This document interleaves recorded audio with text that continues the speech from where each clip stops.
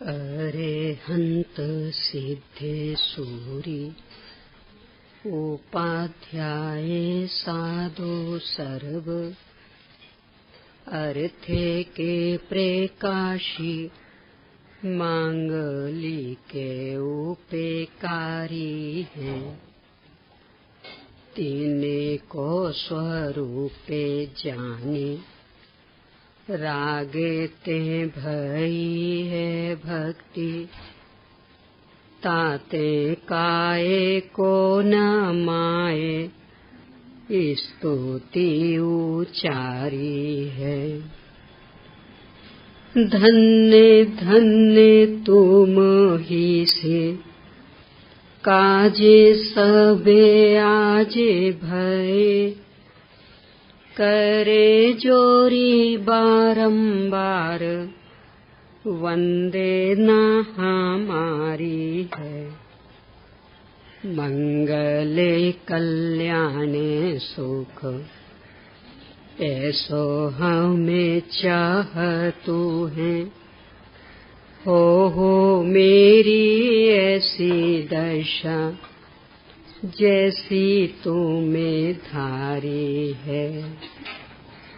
हो मेरी ऐसी दशा जैसी तुम्हें धारी है।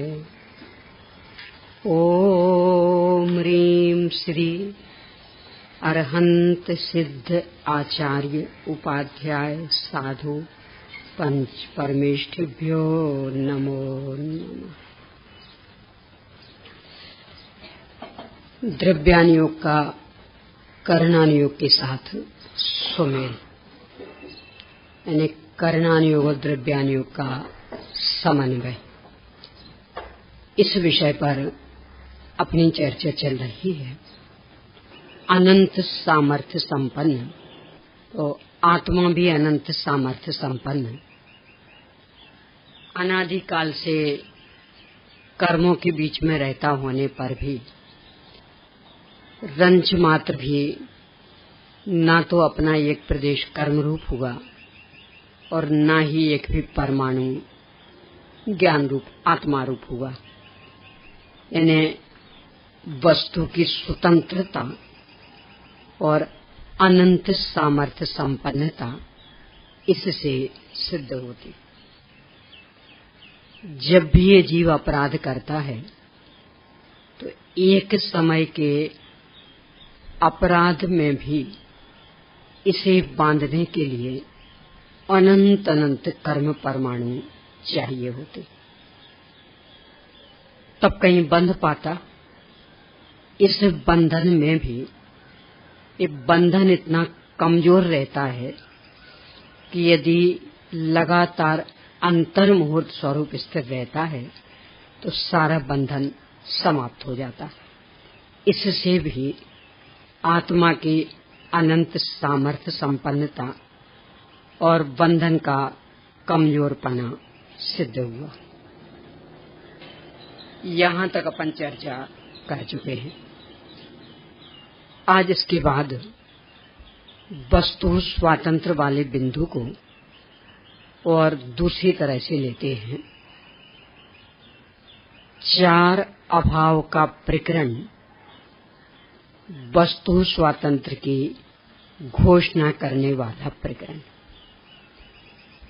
इनमें से ये जो कर्म सिद्धांत है, करणानुयोग है, इससे चार अभाव की स्थिति भली भांति स्पष्ट होती।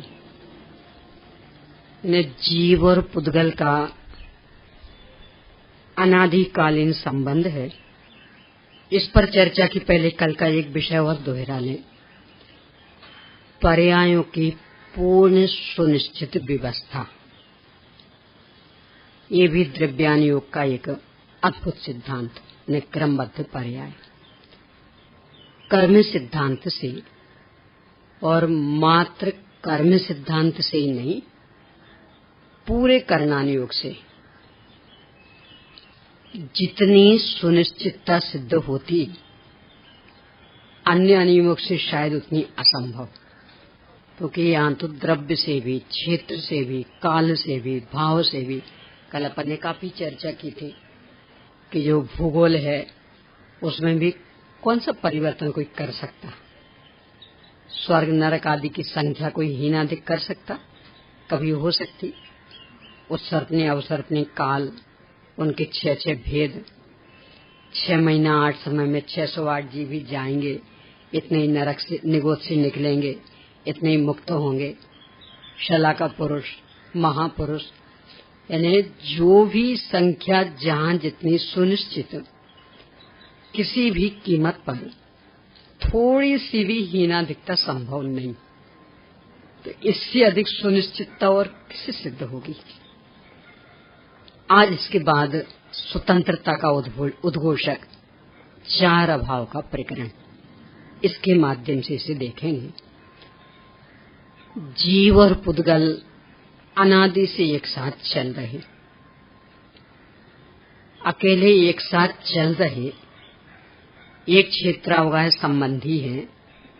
बात इतनी ही नहीं है, जीव अनादि से ही इन्हें अपना बनाने का प्रयास कर रहा है प्रति समय। फिर भी एक भी परमाणु इसका नहीं हो पाता। परमाणु का कोई सा भी गुण धर्म जीव में नहीं आ पाता। जीव का कोई सा भी गुण धर्म पुद्गल में नहीं जा पाता। क्यों? अत्यंत अभाव है। इसलिए ही ऐसा संपूर्ण कर्म परमाणुओं में, बाकी भी और जो वर्गनाएं उनमें अपन लगा सकते। अन्योन्य भाव का तो इतना गजब का इससे पोषण होता, कुछ कहो ना। 23 प्रकार की वर्गनाएं सभी पुद्गल की है। कालांतर में एक दूसरे रूप भी हो जाती हैं। कार्बन वर्गना भाषा वर्गना बन जाए, भाषा वर्गना मनोवर्गना बन जाए, मनोवर्गना आहार वर्गना बन जाए, तो कालांतर में एक दूसरे रूप हो जाती हैं। पर जिस समय जिस वर्गना रूप हैं, उस समय अन्य का कुछ भी करने में समर्थ हैं। इतना ही नहीं, एक जीव के साथ जो अनंत अनंत कर्म बंधे हुए हैं, सामान्य से 8 और 148 प्रकृतियां, और भेद देखें तो असंख्यात लोक प्रमाण, सब कार्बन वर्गना से ही बने हुए, पर परस्पर में अन्योन्य भाव। तो एक साथ एक जीव के चल रहे, फिर भी एक दूसरे से प्रभावित नहीं होते, एक दूसरे का असर नहीं पड़ता। पहले जो अपन ने उदाहरण लिए थे ना, वो दोहराएं फिर से। ऋषभ मुनिराज 3 कल्याणक मन चुके, पाप के उदय में मनते क्या? 700 पुण्य का उदय, तब तो मनते न कल्याण। यानी इंद्र जैसे और उनकी नौकरी करें, दीक्षा समय पालकी लेके इंद्र कहार कहावे, और वो कहार कहलाने में अपना गौरव महसूस कर रहा है। पालकी ढोने वाले कहार कहलाते ना। वो कौन ढोता पालकी? इंद्र। और अपनी निम्नता महसूस नहीं करता, गौरव। अरे हम उस पालकी को ढो रहे जिसमें तीर्थंकर होने वाला जीव बैठा। तो इतना समर्पित भाव सब तरह से, ने 83 लाख पूर्व तक सारी व्यवस्थाएं की। क्योंकि यहाँ पुण्य का उदय था, उसका मन में राग चल रहा था। अब दीक्षा लेके चले गए। 6 महीने का तो उपवास ही, इसके बाद आहार को उठे। एक और इतना पुण्य कि राजा महाराजा अन्य अन्य सामग्री लेके आ रहे। कोई कह रहा सब आप नग्न दिगंबर है, चलिए कपड़े ले लीजिए, बिना आभूषणों के लिए आभूषण पहन लीजिए, बिना जूते चप्पल के हैं जूते चप्पल ले लीजिए, राज्य नहीं है हमारा राज्य ले लीजिए, हमारी बेटी से शादी कर लीजिए। यानी बाकी सब कुछ देने को तैयार। तो कोई पाप के उदय में होता है क्या? यानी किसी को भी कोई चीज कोई देता है तो सामने वाले का भी तो पुण्य का उदय चाहिए ना। तो एक और इतना पुण्य का उदय है कि बाकी सारी सामग्रियां मिल रही हैं, और उसके साथ ही एक और ऐसा पाप का उदय है कि 2 गिलास नहीं मिल रहे। थालियां आ रही हैं सामने भोजन की, मेवा भरे हुए, लड्डू भरे हुए, सभी ले लीजिए, पर जिस विधि से गिलास चाहिए वैसा देने को कोई तैयार नहीं। यानी वो इतना पुण्य कर्म उतने से पाप कर्म को बदल नहीं सका। कह देता एक साथ रहना है अपने को, तो इतना जब पुण्य का उदय चल रहा तो तुम थोड़ी ठंडे रहो ना, करने दो ना हमें काम। नहीं, तुम अपना काम करो, हम अपना काम करेंगे। यानी पुण्य का उदय पुण्य के रूप में फल रहा और पाप का उदय पाप के रूप में फल रहा। क्यों? कि दोनों में अन्योन्य भाव है। यानी वो उच्चगोत्र आदि पुण्य रूप में फल रहा और साथ में ही अंतराय कर्म का उदय भी चल रहा, लाभांतराय का। क्यों? कि दोनों में अन्योन्य भाव। पुण्य प्रकृतियां कहेंगे हम अपना काम करेंगे, पाप प्रकृतियां कहेंगे हम अपना काम करेंगे। हर महापुरुष के जीवन में लगा ना, सीता जी पर कलंक लगा, पति ने निकाल दिया, पाप का उदय। वज्रजंग जैसा धर्म भाई मिल गया, पुण्य का उदय। अब वहां भाई के घर में रह रही, ये भाभियां बहुत बहुत शान से रख रही, पर साथ में अंदर में एक फीलिंग भी चल रही, पति ने कलंकित करके निकाला। दोनों एक साथ चल रहे,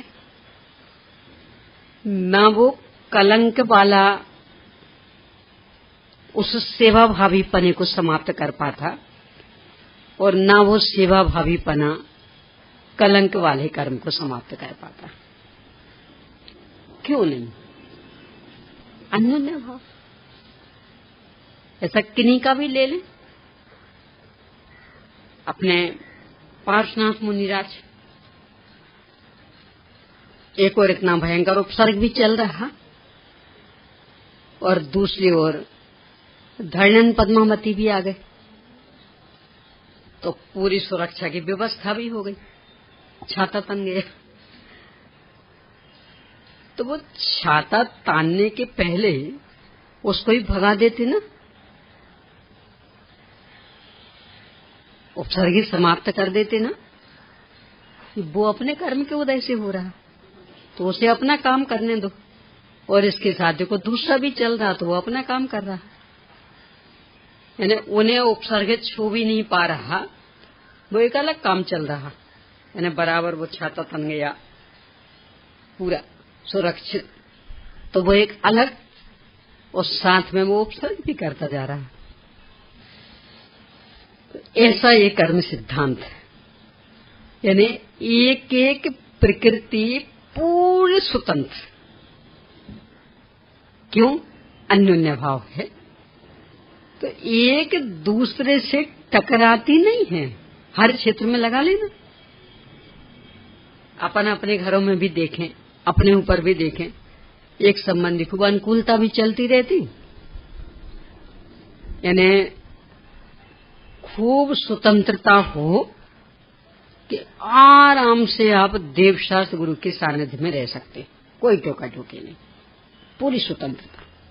ये पुण्य के उदय से मिलती, पाप के उदय से, पुण्य के उदय से, तो इतनी स्वतंत्रता।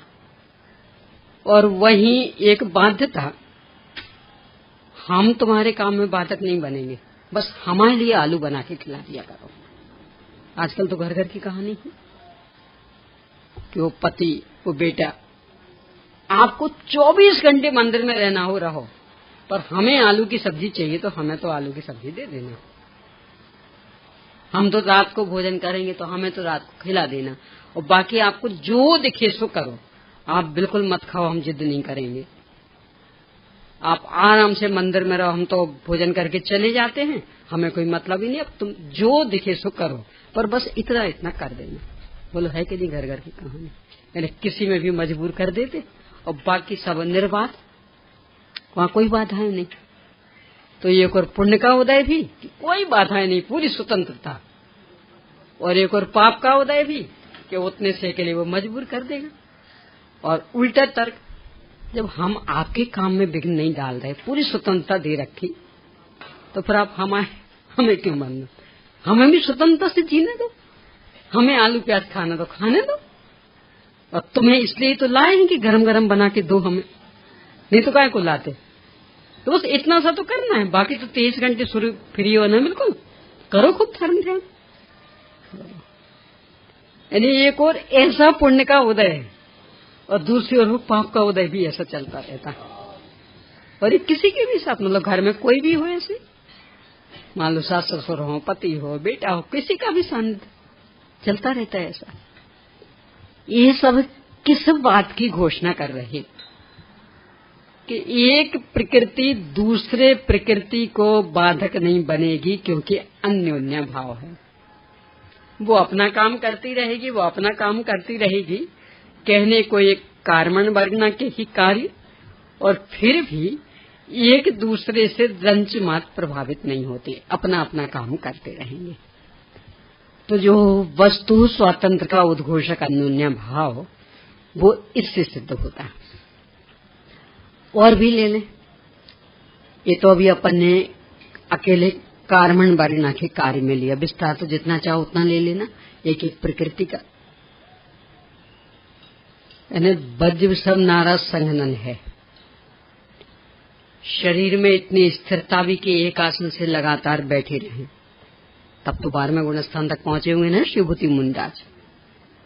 और ज्ञानावरण का उदय इतना कि मारुस मातुस भी याद नहीं रह रहा। क्या है बोल? बाकी सब में इतना वज्र सब नारा सहनन, स्वरूप में पूर्ण स्थिर हो सके ऐसी पात्रता, इतनी स्थिरता, तो बाकी सब इतना। और वो ज्ञानावरण का उदय, अब बाकी स्थिरता ने वो वीतरागता भी, 12वें गुणस्थान में तो पूरे वीतरागी हो गए ना, तो वो वीतरागता भी ज्ञानावरण के उदय को बदल नहीं सके, प्रभावित नहीं कर सके। यानी वो मारुस मातुस याद नहीं आ रहा सो नहीं आ रहा। आप भाव भाषणा के माध्यम से कैसा भी पुरुषार्थ कर, कि जैसे दाल भिन्न और छिलका भिन्न है, ऐसे मैं भिन्न हूँ, शरीर भिन्न हूँ, और इतने से बल पर स्वरूप स्थिर हो जाओ तो हो जाओ। पर वो जो गुरु की आज्ञा वाला मंत्र, गुरु द्वारा दिया गया वाक्य, वो तो यार नहीं आना सो नहीं आना, आप कुछ भी कर लो। यानी एक कर्म दूसरे कर्म के ऊपर दया भी नहीं करता। कह रहे वीतरागी बन गए, कम से कम अब तो पिंड छोड़ दे में, अब तो वो बात याद आ जाने देवे कि ना तुम अपना काम करो, अपना काम करो। कितना अजब गजब का अन्योन्य भाव का सिद्धांत कि एक साथ रहने वाली, अरे एक साथ बंधने वाली, एक साथ बनते समय प्रबद्ध प्रमाण कर्म, तो एक साथ बंधे, एक साथ रह रहे, फिर भी एक दूसरे में कुछ नहीं कर सकते, बिल्कुल बेरोक टोक अपनी अपनी सीमाओं में काम चलता रहता। अब ऐसे ही अन्य वर्गनाओं के साथ ले लें। नेमनाथ भगवान के शरीर का रंग कैसा था? सामान्य सांवला भी नहीं, सांवला तो ये जो हम लोगों के ये है ना, ये सांवला कहलाता, उनका यह सब थोड़ी था। बिल्कुल सावन महीने के बादलों जैसा, इतना सांवला, घनश्याम और तीर्थंकर होने वाले। शरीर का ऐसा काला है। हाँ, तो आखिर तीर्थंकर होने वाले हैं तो बढ़िया होना चाहिए था ना रंग। अपन अकेले गुणों पे ही दिखते कि रंग भी देखते हैं। और कोई तर्क दे तो ये कहते हाँ गुण भी, तो गुण के साथ रंग भी तो होना चाहिए ना। अच्छा, यानी गुण अच्छे तो इसका मतलब ये थोड़ी कि रंग चाहे जो चल जाएगा। उनका मुनि सूरतनाथ भगवान यानी बादलों जैसा काला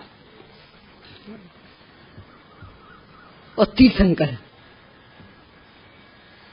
उसी भाव से मोक्ष जाने वाले 100 देवता चरणों में झुक रहे, सब तरह से सर्वोत्तम। तो रंग को कुछ तो परवाह करनी चाहिए थी ना। कि इन काले रंग वालों के सामने सब झुकेंगे तो उन्हें थोड़ा सा मन में नहीं लगेगा कि इनके सामने रंग कम से कम अच्छा होना चाहिए था।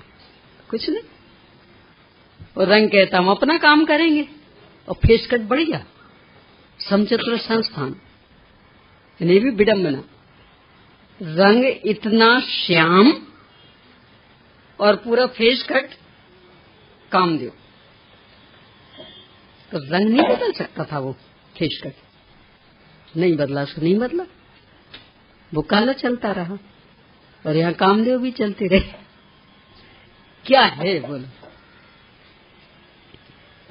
यानी एक का दूसरे के ऊपर। पहले तो इसको ले लो उस तरफ, कांच को ले लो पहले उस तरफ।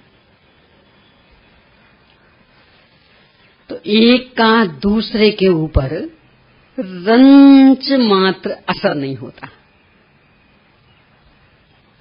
इतना ही नहीं, कितने अरहंत भगवान मूक केवली भी हुए,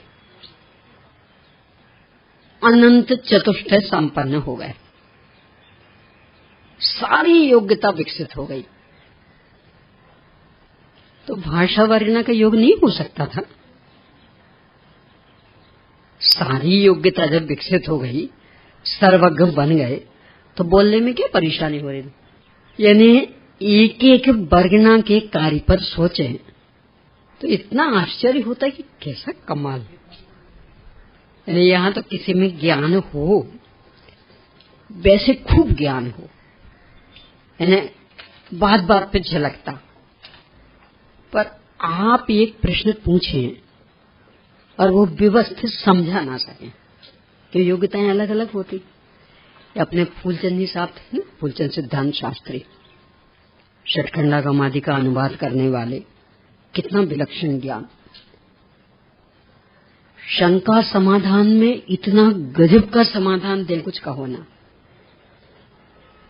और प्रवचन करने बैठे हैं तो शैली ऐसी कि मान लो शुरू में इतने बैठे थे, अब वो उनकी शैली ऐसी कि सबका मन उब जाए। तो 1 घंटा अंत होते होते देखा कि बस एक ही 2 बचे, सब उठ के चले गए। बोलो, नहीं छायोपशम्य ज्ञान इतना अधिक कि षटखंडागम के अनुवाद करने वाले, जो पढ़ना मुश्किल हो उसका भी अनुवाद कर रही, शंका समाधान भी इतने ही अच्छे स्तर से कर दें, और प्रवचन की शैली नहीं। एक की प्रवचन की शैली बहुत बढ़िया हो और शंका समाधान को बिठाएं तो उल्टा सीधा हो जाए। क्या है ये कि अन्योन्य भाव का कमाल है। यानी एक वर्णना का परिणमन दूसरी वर्णना में कुछ नहीं कर सकता। यहाँ जैसे पुण्य का उदय चल रहा था ना, तीर्थंकर का जो अपन ने लिया वो सामान्य केवली, तो गंधकुटी आदि की रचना हो गई।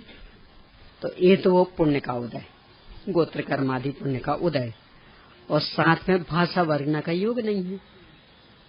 तो वो आहार वर्गना के उदय में तो वो गंधकुटी आदि की रचना सब पूरी व्यवस्थित, और भाषा वर्गना का योग नहीं है तो मुख केवली।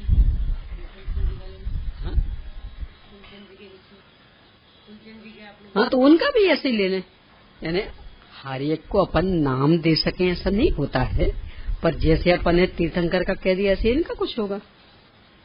कहने ये को रूप पुण्य का उदय भी, और दूसरी ओर इस तरह का कि भाषा वर्णा का यानी लेखन संबंधी शब्दों का योग और बोलने संबंधी शब्दों का योग नहीं, तो अलग अलग है ना। यद्यपि ये भी शब्द का ही है और वो भी शब्द, पर लिखने संबंधी शब्द की क्षमता और बोलने संबंधी शब्द की क्षमता नहीं। अपने भगवान महावीर स्वामी का ले लें, सब कुछ व्यवस्थित समोसरण बन चुका, 66 दिन तक दिव्य ध्वनि नहीं खिरी। तीर्थंकर प्रकृति का उदय चल रहा, पूरी सभाएं व्यवस्थित, और फिर भी 66 दिन तक दिव्य ध्वनि नहीं खिरी। यानी आहार वर्गना आदि का इतना उदय, पुण्य का उदय, कि पूरा समोसरण व्यवस्थित, 12 सभाएं पूरी भर रही, सब ठाट बाट, और भाषा वर्गना का योग नहीं, तो 1-2 दिन नहीं, लगातार 66 दिन तक, और नहीं दिव्य ध्वनि खिरी तो नहीं खिरी। यानी उस एक वर्गना ने दूसरी वर्गना को बाध्य नहीं कर पाई। वो वर्गना कि हमारा इतना उदय, इतना बढ़िया समोषण बना दिया, तो तुम्हें शर्म नहीं आ रही? रोज बेचारे श्रोतागण आ रहे हैं, जा रहे हैं, इंतजार करते करते इनकी आंखें थक रही हैं, रोज इंतजार करते कि भाई अभी नहीं तो दोपहर को खिरेगी, दोपहर को नहीं तो शाम को खिरेगी, और ये रोज आ रहे हैं 3-3 बार, और ऐसे कैसे प्यासे निकल जा रहे, तुझे शर्म नहीं आती? क्या कहेगा कर्म, क्या कहेंगे वर्गना है? यार शर्म का क्या अवसर? तुम्हारा अपना काम है, हमारा अपना काम, तो अपना करो, हम अपना करेंगे। अरे एक शरीर में ले लें,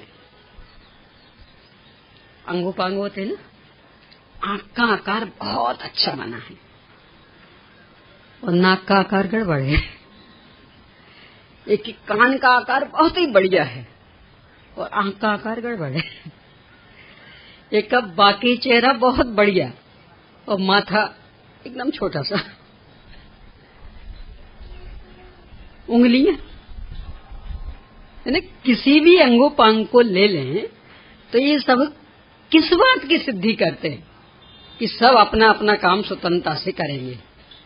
यानी एक अंग बढ़िया है तो इसका मतलब पुण्य का उदय तो था ना, तब तो वो अंग बढ़िया बना ना, तो दूसरा क्यों नहीं? यानी काना हो कोई तो जिस आंख से दिखता है आकार भी उसका बहुत बढ़िया है, यानी ज्योति भी बढ़िया है और आंख का आकार भी बढ़िया, और दूसरी आंख से काना है तो वो एक आंख के परमाणु दूसरी आंख में कुछ नहीं कर पाते। अरे वो तो काने का ले, अपने चश्मों के हैं ना, दोनों आंखों का एक जैसा नंबर रहता, क्यों हुआ अलग अलग? है ना, जन्म से ही वो एक सा भोजन सब कुछ एक सा हुआ ना, कि कोई अपन ने 19-20 किया कि इसको ज्यादा पोषण इसको कम पोषण, आखिर सभी एक सा रहा ना, तो कमजोर होंगी तो दोनों एक सी होनी चाहिए ना, तो नहीं होती एक सी, एक का कुछ नंबर रहता है एक का कुछ नंबर रहता, क्यों है ऐसा? यानी यहाँ तो सब कुछ एक सा रहा ना, हा? वही एक जैसा भोजन, वही एक जैसा वातावरण, वही एक जैसा पढ़ना लिखना। यानी पढ़ने लिखने में ऐसा थोड़ी कि हम एक आंख बंद करके पढ़ते होंगे इसलिए इस पर ज्यादा वजन पड़ गया, इसलिए इसका नंबर बढ़ गया और इसका कम रह गया, ऐसा तो है नहीं, दोनों खोल करके पढ़ें। तो फिर एक का नंबर ज्यादा क्यों और एक का नंबर कम क्यों? बोलो क्या है इसका उत्तर?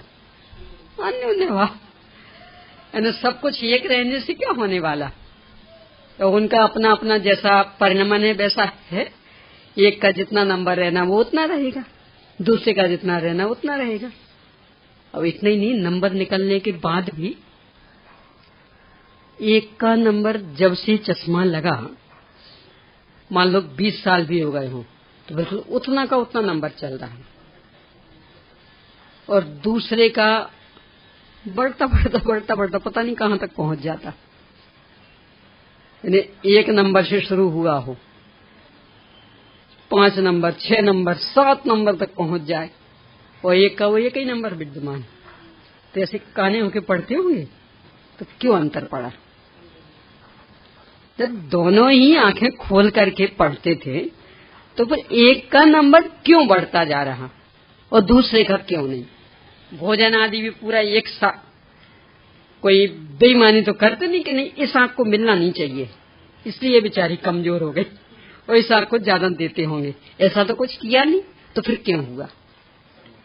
और होता कि नहीं होता है? बोलो। यानी एक एक पुद्गल स्कंद पर विचार करेंगे तो लगेगा कैसा अजब गजब का ये अन्योन्य भाव का स्वरूप। एक कान से खूब अच्छा सुनाई दे और दूसरे कान से तो आपने खुराक में कोई भेदभाव किया होगा, तो इसलिए एक कान को पुष्ट होता रहा और दूसरा कान बेचारा कमजोर पड़ गया। कुछ नहीं। अथवा एक से कुछ ज्यादा मेहनत करवा ली होगी, यानी एक को बंद कर लेते होगे और एक को हमेशा, तो वो जिससे हमेशा काम लेते रहे वो बेचारा थक गया, तो इसलिए वो उसे सुनाई नहीं देता, और जिससे काम नहीं लिया वो अभी अच्छा है। ऐसा कुछ हुआ तो फिर क्यों हुआ? अन्योन्य भाव, यानी एक जैसा सब कुछ होने पर भी एक में सुनने की क्षमता विद्यमान और एक में नहीं। पैरालिसिस शादी हो जाती ना, और कभी कभी तो आधे अंग में। क्यों आधे अंग में क्यों हुआ? उसका तो सब कुछ एक साथ चल रहा था ना, तो आधा अंग क्यों? फिर जितनी मेहनत इस काम इस हाथ से करते थे उतनी इससे, तो इसमें क्यों, इसमें क्यों नहीं? वह होता आधे अंग में भी हो जाता, यानी बाएं अंग पूरा गया और दाएं अंग पूरा सक्रिय। क्यों है ऐसा? या अपन बैठते करते भी है ना, बाएं पैर पे झुंझुनी आ गई, दाएं पैर पे कुछ नहीं। क्यों?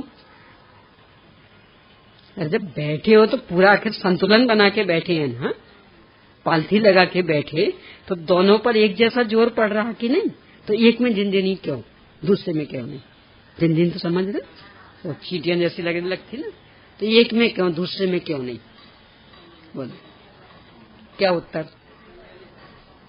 बस तो स्वतंत्र अन्योन्य भाव।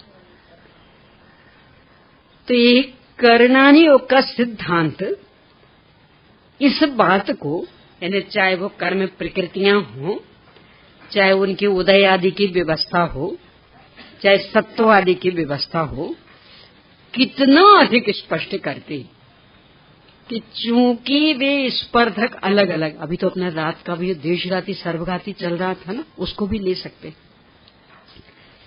जब देशघाती में सर्वघाती के अंश होते तो सर्वघाती में देशघाती के क्यों नहीं? भाई न्याय तो ये होना चाहिए ना, तो क्यों नहीं? कि नहीं है। जब वर्तमान काल का उदयाभावी क्षय होता तो आगामी काल का भी उदयाभावी क्षय क्यों नहीं? अथवा उल्टा ले ले, जब भविष्य काल का सदवस्था रूप उपशम तो वर्तमान काल का भी सदवस्था रूप उपशम ही हो। भाई एक ही वर्गना है ना, एक ही तो स्पर्धक है, सर्वघाती स्पर्धक, तो अलग अलग क्यों है? वर्तमान काल का उदयाभावी क्षय होगा और भविष्य काल का सदवस्था रूप उपशम होगा। यानी एक एक व्यवस्था पर देखें तो लगेगा कितनी स्वतंत्रता कर्मों की उदय की निषेक रचना की स्थिति एक साथ बंध गए थे। अब उनका खिरना शुरू हुआ। तो एक क्रम क्यों कि ये पहले खिरेगा, ये बाद में खिरेगा। दर्शन मोहिनी कर्म 70 कोड़ा कोड़ी सागर की स्थिति लेके बंध गया, तो एक साथ बंध गया था ना। अब उसे 7000 वर्ष कम 70 कोड़ा कोड़ी सागर तक खिरना, तो खिर जाए कोई से भी ना। उनमें निषेक रचना क्रम, पहले ये खिरेंगे, फिर ये खिरेंगे, फिर ये खिरेंगे। क्यों क्यों ऐसा? तो उनमें अन्योन्य भाव। तो जिसकी जो योग्यता विकसित होती जाएगी वो होता जाएगा, भले एक साथ बंधे उससे क्या फर्क पड़ना। यानी किसी भी कर्म प्रकृति का विचार करेंगे तो लगेगा कितना अधिक वस्तु स्वातंत्र, अन्योन्य भाव का कितना अधिक यहाँ प्रायोगिक रूप कि रंच मात्र भी एक दूसरे का नहीं कर पाता। वो अनंत अनंत परमाणु एक साथ चल रहे, अब उनमें से ही कुछ की उदीर्णा हो गई और कुछ की नहीं हुई, सब चल रहे थे एक साथ। क्यों? होनी थी तो सबकी हो जाती, नहीं होनी थी तो किसी की नहीं होती। कि जिसकी योग्यता थी उसकी हो गई, नहीं योग्यता थी नहीं हुई।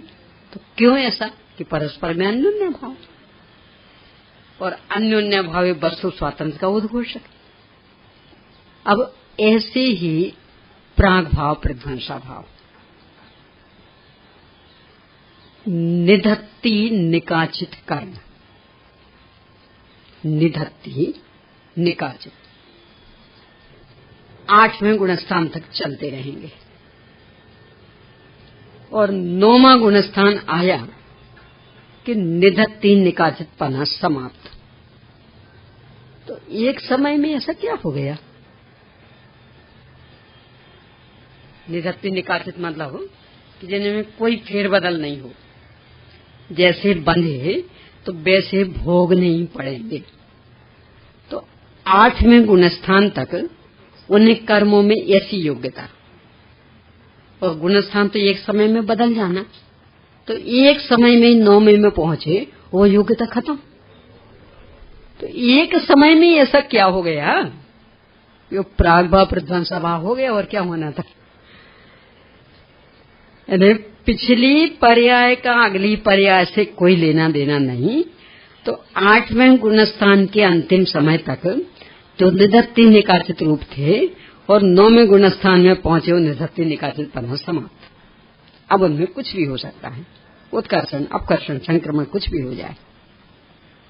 कैसा गजब का प्रागभाव प्रध्वंसा भाव। निषेक रचना क्रम के एक समय पहले तक उनमें खूब परिवर्तन हो रहा था, और जैसे वो निषेक रचना क्रम में उदयावली में आया और अब परिवर्तन समाप्त। अब तो जैसा आ चुका वैसा ही खिलेगा। क्यों? एक समय में क्या हो गया कि प्रागभाव प्रध्वंसा भाव हो गया। तो जब तक उदयावली में नहीं आया था तो उसमें उत्कर्षण भी हो सकता था, संक्रमण भी हो सकता था, अपकर्षण भी, सब कुछ हो सकता था। और जैसे वो अंतर्मुहूर्त काल का उदयावली काल उसमें आया, अब कुछ नहीं होगा। एक समय पहले हो सकता था और एक समय बाद कुछ नहीं। जैसे ही प्रागभाव प्रध्वंसा भाव। दूसरे गुणस्थान का ले लें। चौथे गुणस्थान में औपशमिक सम्यक दृष्टि। काल अभी औपशमिक सम्यक का ही चल रहा, एक समय ही बचा था और अनंतानुबंधी का उदय आ गया। उस गुणस्थान का समय मात्र एक समय बचा था, कम से कम एक समय का है ना दूसरा गुणस्थान, तो एक समय बचा था। अब वो साधन सम्यक की विराटना हो गई कि हो गया यहाँ वैसा का वैसा ध्यानस्थ है। औपशमिक सम्यक का काल छोटा है तो ध्यानस्थ दर्शाई देते, तो वैसा का वैसा ध्यानस्थ है, और फिर भी अभी औपशमिक सम्यक दृष्टि था और अब साधन सम्यक दृष्टि हो गया। कारण और एक समय निकल जाता। कैसे निकल जाता? प्रागभाव प्रध्वंसा भाव है ना, तो निकल कैसे जाता? उसे आना तो था साधन सम्यक्त में, सम्यक्त की तो विराधना होनी थी, तो निकल कैसे जाता वो एक समय? यानी एक समय नहीं निकल पा रहा। बोलो, परसों रात को चर्चा की थी, समय कितना छोटा, तो उतना सा नहीं निकल पा रहा। यानी बस अकेला वो एक समय निकल जाता तो दूसरे गुण स्थान में जाने से बच जाते। कौन निकाल सके? नहीं निकलना तो नहीं निकलना। कैसा गजब का प्राग भाव प्रध्वंसा भाव। 12वें गुण स्थान में अंतिम समय तक छदमस्त, और उसका क्षय हुआ, और 13वें गुण स्थान का उत्पाद होते ही सर्वज्ञ। 12वें गुण स्थान के अंतिम समय तक छदमस्त, और वो छदमस्त में भी शिवभूति मुंडार जैसे भी, यानी मारुस मातुस भी याद नहीं, और 13वें गुण स्थान का उत्पाद होते साथ ही सर्वज्ञ, सारा लोकालोक ज्ञात हो गया। तो एक समय पहले मारुस मातुस याद नहीं आ रहा, और एक समय बाद सारा लोकालोक ज्ञान में आ गया। क्यों? क्या हो गया ऐसा? कि क्या हो गया? प्राग भाव प्रध्वंसा भाव था ना, तो एक समय पहले तक का वो ज्ञानावरण कर्म, तो ये ऐसा तीव्र उदय कि क्षयोपशम नहीं, तो इतना भी क्षयोपशम ज्ञान नहीं कि मारुस मातुस याद आ जाए, और एक समय बाद उसका क्षय, तो ये ऐसा ज्ञान विकसित हुआ कि सारा लोकालोक ज्ञात हो जाए। ऐसा हर एक में लगा लेना, हर गुण स्थान में। यानी पहले गुण स्थान का अंतिम समय, करण लब्धि का अंतिम समय, तो वो अंतिम समय पकड़े। वहां तक कौन है? मिथ्या दृष्टि, और उस समय का व्यय सम्यक दृष्टि। दशा दोनों में ध्यानस्थ, दोनों में ही आत्मचिंतन में स्थिर, और एक समय पहले मिथ्या दृष्टि, एक समय बाद सम्यक दृष्टि। एक समय पहले तक 41 कर्म नहीं रुके थे, एक समय बाद 41 कर्म रुक गए। कारण यानी कितनी स्वतंत्रता की घोषणा होती इस प्रकरण से, ऐसा हर गुण स्थान में लगा लेना। चौथे गुण स्थान का अंतिम समय, और 5वें गुण स्थान का पहला समय। तो चौथे गुण स्थान के अंतिम समय तक असंयमी, वो अभी अप्रत्यक्षानावरण संबंधित 10 प्रकृतियों का बंद हो रहा, और 5वें गुण स्थान के पहले समय में देशयमी, वो 10 प्रकृतियों का बंध रुक गया। तो एक समय में ऐसा हो क्या गया? मात्र एक समय में क्या हो गया? वो प्राग भाव प्रध्वंसा भाव था, तो यहां तक असंयमी और अब देशयमी। ऐसे 5 में से 7वें का ले ले कि 5वें के अंतिम तक देशयमी, तो प्रत्यक्षानावरण का बंध चल रहा था, संजुलन भी तीव्र था, और 7वें में पहुंचे पहले समय से सकल संयमी, संजुलन का तीव्रता समाप्त, उस संबंधी बंध भी समाप्त। 7वें में तीव्रता नहीं है ना, वो 11 लिए थे ना, तो 6वें में तीव्रता था, 7वें में नहीं। पर 5 में से 7वें में जाते ना, 6वें में तो जाते नहीं। इसलिए तो क्यों ऐसा? तो प्रागभाव प्रध्वंसा भाव इसलिए, यानी प्रत्येक गुणस्थान का लगा लें ऐसा, तो लगेगा कि इतना सा समय और परिवर्तन होता तो आमूल चूल। 10वें गुणस्थान के अंतिम समय तक आंशिक सुखी थे, यथाख्याचारित्र नहीं था एक समय पहले, और एक समय बाद ने इसका व्यय हुआ और यथाख्याचारित्र विहितराग पूर्ण सुखी मात्र एक समय में। ऐसे सहयोग योग में ले लें, ऐसे ही संसारियों सिद्ध में ले लें, यानी गुणस्थान तो एक एक समय में ही बदल रहा ना, तो एक समय पहले ऐसी दशा और अगले समय में ऐसी दशा। तो ये प्राग भाव प्रध्वंसा भाव ये उस पर्याय की स्वतंत्रता की घोषणा कर दी कि जब तक जिस पर्याय में जैसी योग्यता वैसी होगी, अन्य कोई कुछ भी उसमें हेर फेर करने में समर्थ नहीं, कोई प्रभाव भी नहीं डाल सकते, कोई बाध्यता नहीं, कोई वहां निवेदन आदि करने से फायदा नहीं कि देखो भाई अब ये सर्वज्ञ होने वाले, कम से कम अब तो आ जाओ ना मारुस मातुस याद, क्या कहेगी दुनिया कि बड़े बार में गुणस्थान में पहुंच गए, इतना तो याद नहीं। कहने दो दुनिया को, दुनिया से हमें क्या लेना देना, दुनिया को जो कहना हो कहे, हमें तो नहीं आना याद तो नहीं आना, और जब होना है तो पूरे लोग जानने लगेंगे। बोलो कुछ लिहाज है लोक में, तो अपन कहते भैया कुछ लिहाज तो रखो, कुछ आखिर हमारी भी तो इज्जत है ना, तो कुछ तो इज्जत सुरक्षित रखो। कर्म के पास इज्जत सुरक्षित रखने के लिए कोई अवसर है?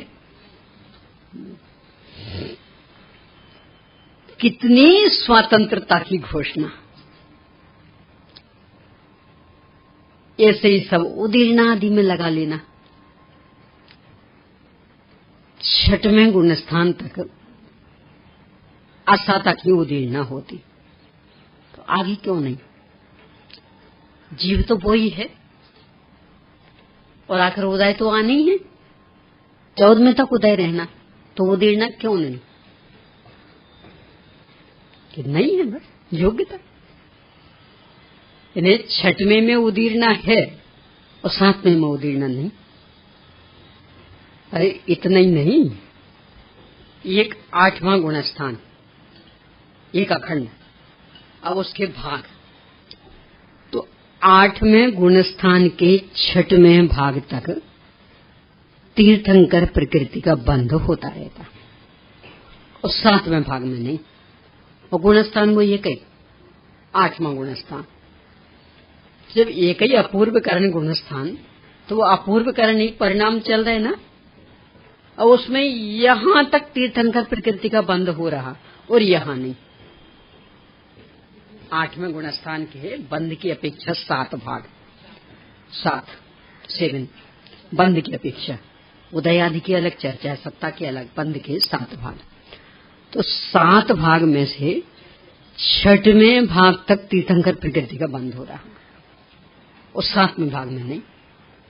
और गुणस्थान एक अपूर्व करण, तो जब एक ही गुणस्थान के भी भाग हैं, तो 6वें तक जब बनती रही तीर्थंकर प्रकृति, तो एक में और बन जाती, फिर तो 9वें में पहुंच नहीं था, फिर नहीं बनती, गुणस्थान बदल जाता।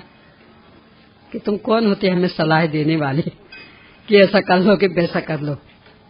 चलेगी अपनी सलाह कि जो उसकी योग्यता वैसा होगा। यानी 6वें तक बंद होना तो होना, 7वें भाग में नहीं होना तो नहीं होना, भले एक ही गुणस्थान, एक जैसे परिणाम। 8वें में 8वां अपूर्व करण गुणस्थान, बंद की अपेक्षा उसके 7 भाग, उदय आदि की अपेक्षा अलग भेद है, बंद की अपेक्षा 7 भाग। 8वें गुणस्थान में बंद की अपेक्षा 7 भाग, तो उसके 6 भागों तक तीर्थंकर प्रकृति का बंध चलता रहता, और 7वें में नहीं। और गुणस्थान वो एक ही 8वां, वो एक ही अपूर्व करण परिणाम। तो जब एक ही परिणाम, एक ही गुणस्थान, तो 6वें तक बंद है, 7वें में क्यों नहीं? अथवा फिर 6वें तक भी क्यों, और पहले छूट जाए कि ना, जहां तक होना वहां तक होना, और जब नहीं होना नहीं होना। अपनी सलाह, अपनी सुझाव कि रखो अपने तक, वहां किसी की कोई सुनवाई नहीं होगी। 9वां गुणस्थान, सवेद भाग और अवेद भाग, यानी 3 लिंग सहित और 3 लिंग रहित। परिणाम वही अनिवृत्तिकरण, जब एक से ही परिणाम चल रहे, तो इतना भाग सवेद भाग और इतना भाग अवेद भाग, क्यों? या तो पूरा ही सफेद वाला ले लेते या पूरा अभेद वाला ले लेते। कि तुमसे सुझाव मांगा किसने है?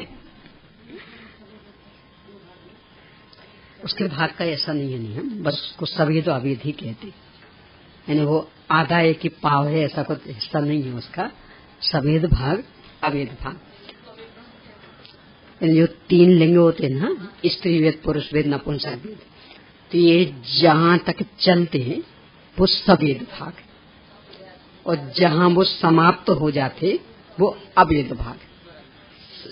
ये जो 3 वेद हैं ये जहां तक रहते हैं वो सफेद भाग, और जहां समाप्त हो जाते वो अभेद भाग, और गुण स्थान एक ही। तो जब एक ही गुण स्थान है तो एक जैसे भाव रहना चाहिए थे ना। अरे अनिवृत्तिकरण तो परिणामों की सुनिश्चित व्यवस्था के लिए प्रसिद्ध, कि वहां तो बिल्कुल समय के अनुसार परिणाम बंधे हुए, तो फिर सफेद अभेद का चक्कर क्यों? यानी एक और अनिवृत्तिकरण मात्र इसके लिए प्रसिद्ध कि यहां से समानता का व्यवहार लागू हो गया। 3 काल 3 लोकवर्ती कोई भी जीव हो, इन परिणामों में आए है कि पूरी समानता, यानी अनिवृत्तिकरण का पहला समय, तो वहां जो परिणाम होने 3 काल 3 लोकवर्ती संपूर्ण जीवों के भी परिणाम होंगे। दूसरे समय में आए अनिवृत्तिकरण के, तो जैसे परिणाम होने 3 काल 3 लोक का कोई सा भी जीव हो उसके वैसे होंगे। तो इस हाँ, तो फिर वो सफेद अभेद का फर्क क्यों डाला? यानी जब वो गुण स्थान समानता के लिए प्रसिद्ध है तो फिर उसमें सफेद अभेद का चक्कर क्यों, कि इतने तक सफेद भाग इतने तक अभेद भाग? कर्म कहता वो हमारी व्यवस्था है, आपको अपना कल्याण करना हो तो चुपचाप स्वीकार कर लो, बाकी सुझाव सलाह देने की आवश्यकता नहीं है कि ऐसा क्यों वैसा क्यों। कि जब बाकी समानता तो इसमें भी समानता, कि नहीं करनी ना हमें समानता, हमें सफेद अभेद का अंतर ही डालना, और इतना ही नहीं और भी गजब का। यानी ऐसा नहीं समझना, ये तो पता होगा ना, ये चर्चा है भाववेद की। भाववेद मतलब कि आकार में तो पुरुषाकार होगा, अंदर में तो आकार में पुरुषाकार है, और अंदर में चल रहा उसका नपुंसक वेद का होता है, तो वो नपुंसक वेदी। तो बाहर के आकार के अनुसार वेदों का क्षय होना चाहिए, अंदर के अनुसार। अब अंदर में भी एक वेद है नपुंसक वेद, बाकी 2 नहीं है, तो 2 भी अभी सत्ता में तो चल रहे, तो पहले किन का क्षय होगा? दोनों ही नहीं है, उदय में है, उदय में मान लो उसके नपुंसक वेद, अब बाकी स्त्री वेद और पुरुष वेद नहीं सत्ता में है, तो पहले किन का क्षय होगा? कर्म कहता वो हमारी व्यवस्था। यानी मान लो 3 मुनिराज विराजमान हैं, आकार में बाहर के शरीर का आकार पुरुषाकार है, और अंदर में तीनों के ही नपुंसक वेद का उदय है, 2 का उदय नहीं है, तो भी एक के स्त्री वेद का पहले क्षय हो रहा, दूसरे के पुरुष वेद का पहले क्षय हो रहा।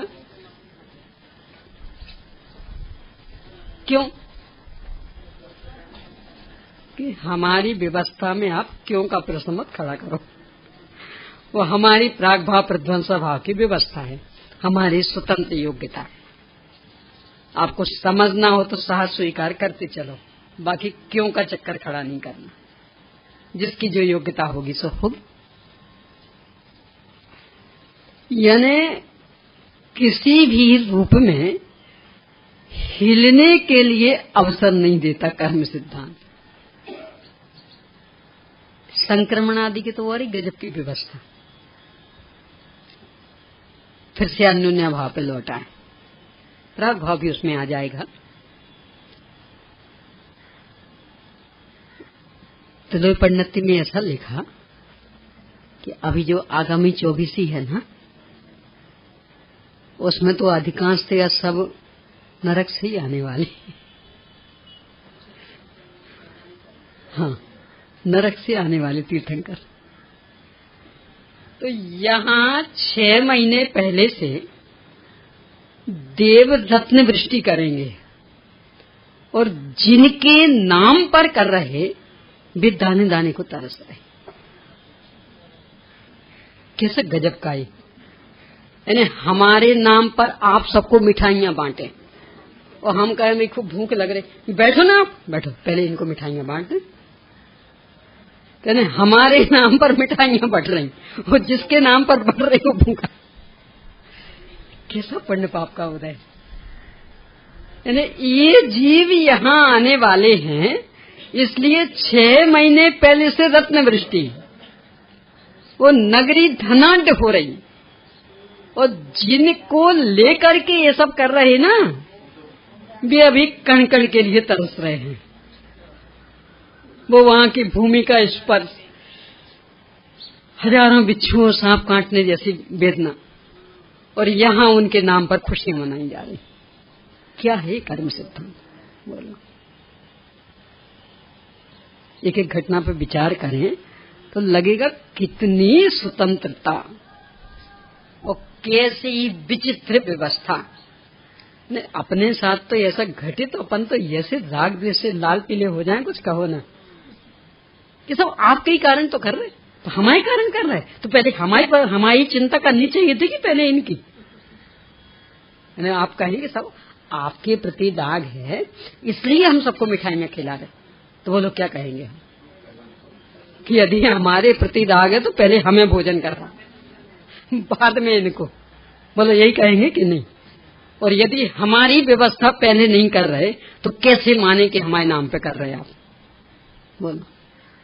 तो वो तीर्थंकर के जीव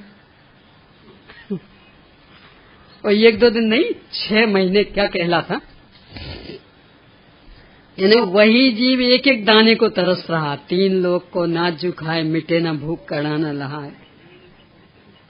सिंधु नीर ते प्यास न जाए, तोपन एक न बूंद लहाए। तो बे एक एक बूंद को तरस रहे, एक एक कण को तरस रहे, और उनके नाम पर यहाँ सबको मिठाइयां बट रही, सभी धनाढ्य हो रहे। क्या है वो? तो ये करणानियोग के जो कुछ तथ्य हैं, वस्तु स्वातंत्र के इतने अधिक उद्घोषक कि यदि ये अपने ज्ञान में रहें तो फिर कोई सी भी परिस्थितियां बने तो फिर प्रश्न चिन्ह लगाने का भाव नहीं आएगा कि साहब जब हमारे नाम पे कर रहे तो पहले हमें करो ना, कि वो तीर्थंकर के नाम पे होता उनको ही नहीं होता। तीर्थंकर के नाम पे दूसरों को मिल जाता और उन तीर्थंकर के जीव को नहीं मिलता। तो यहाँ हो जाए तो आश्चर्य क्या? ऐसा है। तो इस तरह से अन्योन्य, हाँ, क्योंकि वहां उनके पाप का उदय चल रहा, कर्मण वर्ण कर्म का, और साथ में ही एक पुण्य के उदय से देह प्रभावित। तो यहाँ वो पुण्य के उदय से प्रभावित देह ये व्यवस्था कर रहा है। एक साथ चल रहा,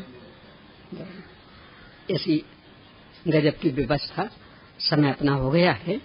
इस तरह से अपन सोचेंगे तो लगेगा कितना अजब गजब का ही वस्तु स्वातंत्र, और एक ख्याल में रहे तो हर परिस्थिति सहज स्वीकार हो जाए कि किसको चैलेंज दे, किसको चुनौती दे। ये तो अकृत्रिम व्यवस्था और जड़ अचेतन कर्म की व्यवस्था, तो किससे शिकायत करें? तू ऐसा क्यों, तुम ऐसा क्यों?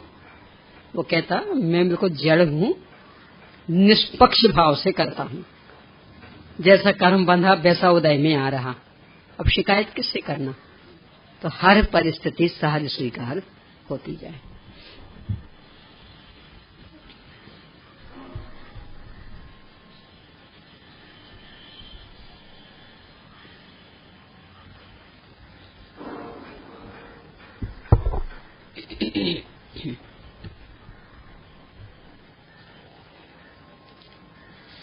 सूतक पातक की अपनी बात चल रही थी।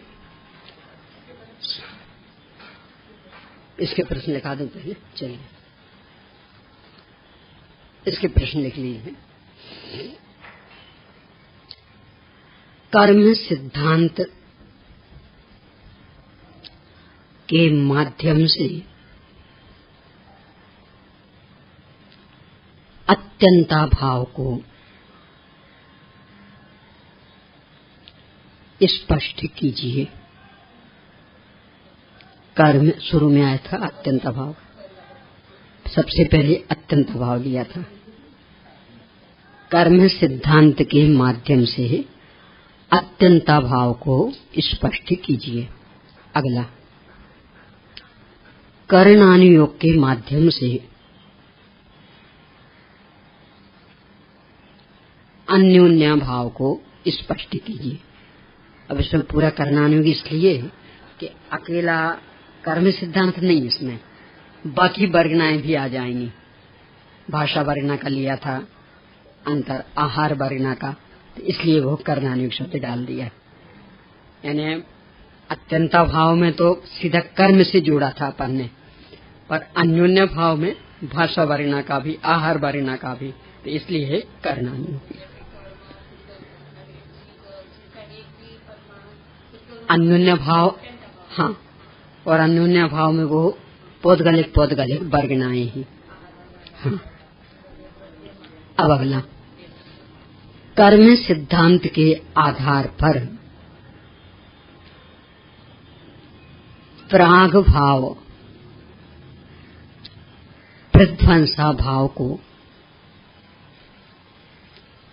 स्पष्ट करते हुए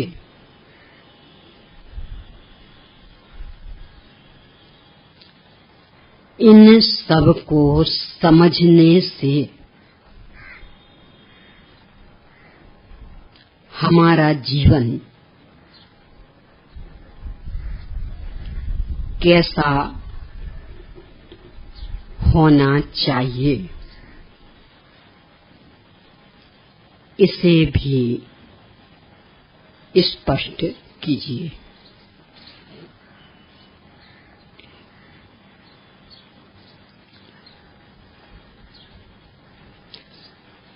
अभिशंका समाधान पर सूतक पातक वाले प्रश्न पर अपनी चर्चा थी। सूतक का अपन देख चुके थे।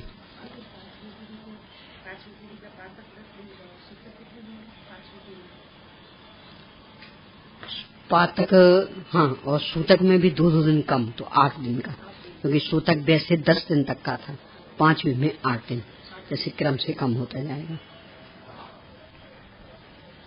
अब आगे आज पातक का।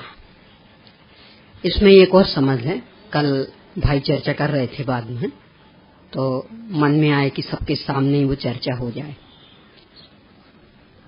लोक में भी कोई भी नीति निर्धारण होता है तो वो एक सामान्य स्तर से होता। कदाचित किसी के कोई विशेष स्थिति हो सकती है, पर विशेष स्थिति को लेकर के नीति निर्धारण में बदल नहीं हो सकता। वो उसकी एक अपनी व्यवस्था रहेगी, तो उसका फिर वो अपना ही समाधान होगा। नीति जो होगी वो बहुलता को लेकर के, तो ऐसे सूतक पातक संबंधी जो नियम, ये भी सामान्य सामाजिक व्यवस्था, इसमें किसी एक का अलग से कोई नीति निर्धारण का प्रसंग बने, ऐसी व्यवस्था नहीं है। एक बात। दूसरी बात, और इसमें 2 बातें हैं उसमें। एक तो ये, वैसे कदाचित स्वाध्याय नहीं करते होंगे शास्त्र लेकर के, और ऐसा कोई प्रसंग बनता है ना, तो कुछ ज्यादा ही। अब इन दिनों हम ग्रंथ नहीं छू सकते, हम तो छुएंगे, हम तो नहीं पालते। कि वैसे कितना करते हो? तो मात्र इन्हीं दिनों समाज की आंखों में किरकिरी बनने के लिए क्यों प्रयास कर रहे हैं? अरे तो प्रायश्चित का अवसर है, तो दंड रूप में स्वीकार करो उसे। जबरदस्ती का आग्रह क्यों? और इसमें ये एक दूसरा बिंदु, कि जो अपन तर्क देते कि तो हमारा तो राग नहीं है, बहुत धोखे में जी रहे अपन। टोडरमल साहब ने इस पर बहुत प्रकाश डाला है कि वो राग नहीं होगा तो राग टूटा नहीं है, राग बदल के द्वेष हो गया है।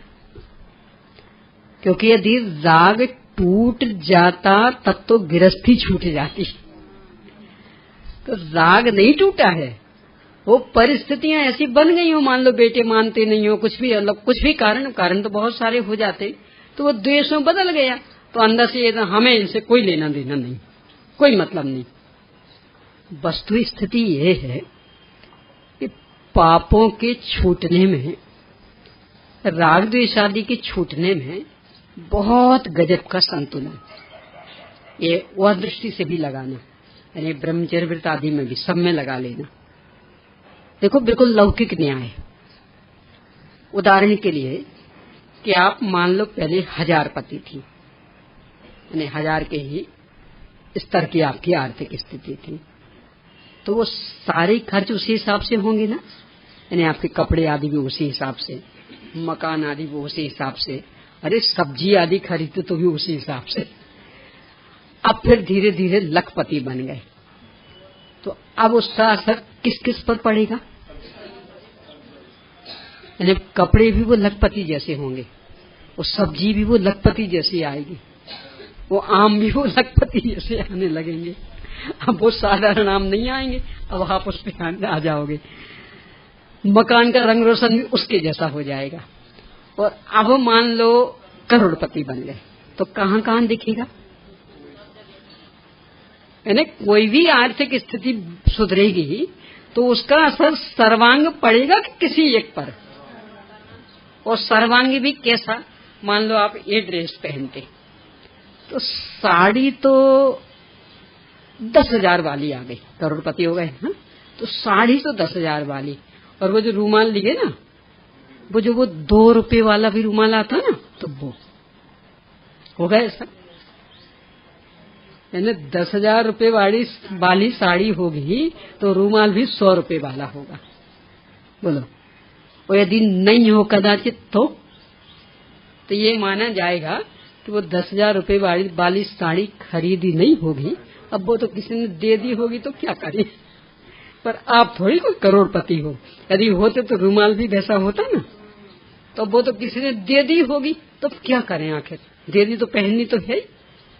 यानी उससे आपकी धनाढ्य की सिद्धि नहीं होगी, कहीं से मिल गई होगी चीज, इसकी सिद्धि होगी।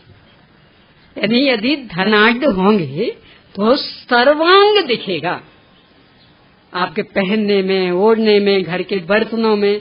अरे वो छोटा सा बच्चा हो ना, वो जो वो लाते थे ना, वो कामी हो बहन अपनी छोटी सी गुड़िया, तो उसकी वो छोटी सी चड्डी वो भी बता देगी कि ये किसकी बेटी है। बोलो, यानी उसका वो छोटा सा जो लपेटने का कपड़ा रहता है ना, तो उससे पता लग जाएगा कि लखपति की बेटी है कि करोड़पति की बेटी। वो भी उसी स्तर का होगा कि नहीं होगा? बोलो, कि वो जो 4-5 रुपए मीटर का कपड़ा आता उसका बना होगा उसका। यानी सर्वांग दिखेगा वो धन।